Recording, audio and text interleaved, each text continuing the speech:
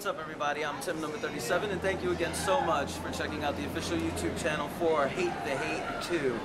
I've been interviewing all the participants, the bands, the hosts, the DJs for Hate the Hate, but right now I'm with one of my very dear friends who has, in the past, I would say 2 years, really made quite the name for himself in the New York City heavy metal scene and in metal in general.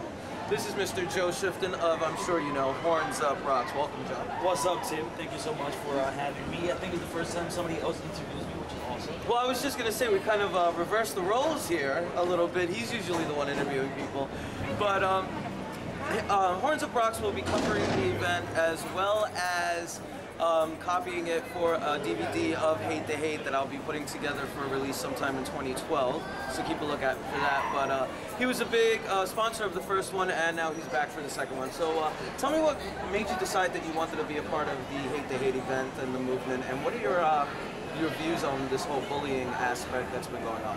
Oh, first of all, I mean, coming from you and everybody watching this No37, you have a lot of responsibility for the scene. So anything you do, I know, is with responsibility for everybody involved, the bands, and most importantly, the people around us. And within our genre of music, I think we are the only ones that can really say we have all sorts of people in our family. You know what I mean? Absolutely. People from all over the world, all over the country. Of course, you're in New York City. You know, all of us are from everywhere. Yeah, that's true. A lot of Latinos, a lot of Asians, African Americans, and it goes on and on and on. So everybody has had some sort of, like, you feel it sometimes. You get on the subway sometimes, or you go in your building and somebody looks at you because you're different, right? Yeah, absolutely. And of course, with the whole bullying thing, I think the most important message of what you're doing is kind of like saying, that's gotta stop, this is not cool whatsoever. And everybody's starting to kind of pick up on it and do it. Like, this is your second year, it's gonna be already so much bigger at Sullivan Hall. I know it's gonna be insane. Oh, I'm already anticipating the insanity of Sullivan Hall. And of course, I mean, growing up, I wasn't necessarily super bullied.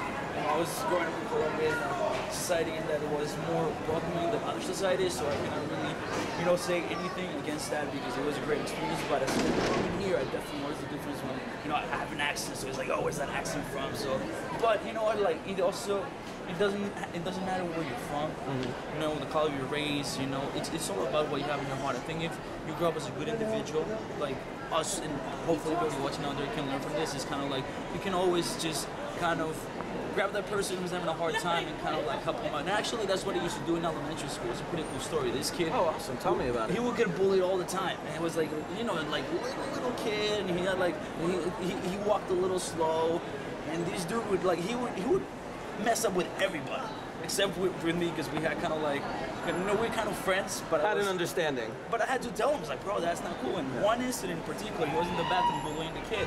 In the bathroom bowl, I think he pushed him against the urinal. Now I was like, all right, this is it. And and I'm a violent person. I never hit anybody in my life except for the kid. I just hit him. You've been in a ton of mosh pits, so don't even try to front with that. You've hit a couple of people. But slam dancing is a completely different situation. And even in that aspect, if someone falls down, you pick them up. And we need to do that in real life as well, all the time. Right, absolutely. So yeah, basically the moral of that story was that I stepped up for this kid who wasn't even feared in front of that other kid.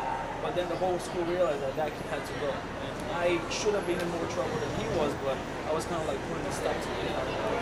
My mom has always told me that I've always been like the defendant. And that, I have a daughter, 10-year-old, and that's what I tell her. I'm like, you're gonna hang out with everybody. We'll be in the playground in New York City. I always saw her, go to every single type of kid and hang out and play with them. And I think she's gonna have so much easier life than people who might just be like, all right, I'm only gonna go hang out with this. I'm only gonna go do this. Because if you open your mind and your heart to people, then that you get in return.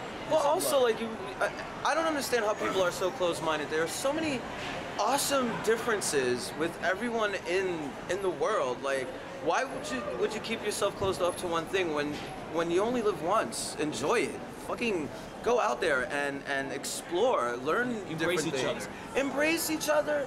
And also, just there's no need for the hate, so stop the hate. But Joe, tell us, tell the people that are going to be watching this what you have coming up. God knows you interview everybody from Vinnie Paul to everybody else. So tell us what Horns Up Rocks has in store for 2012. Well, 2012 we have a brand new website coming out. We're going to keep expanding the type of programming we're doing, the type of events or shows we're doing. I think like the first couple of years are kind of a foundation of what is to come, because it's still a little Absolutely. baby. Oh my God, dude, I know. Trust I'm me. kind of finally like on that situation in which I'm like, all right, this is where it's going, which is really exciting. It's really cool. Of course, because of people like you and people on the scene who have graced me, supporting me, because that's the most important thing. Absolutely. You can have an idea, kind of a concept, but you have the people around you, like we said before, the people are what make you who you are. Your family, your friends. It's up by respecting each other. We're gonna be covering every single event next year. May Fest.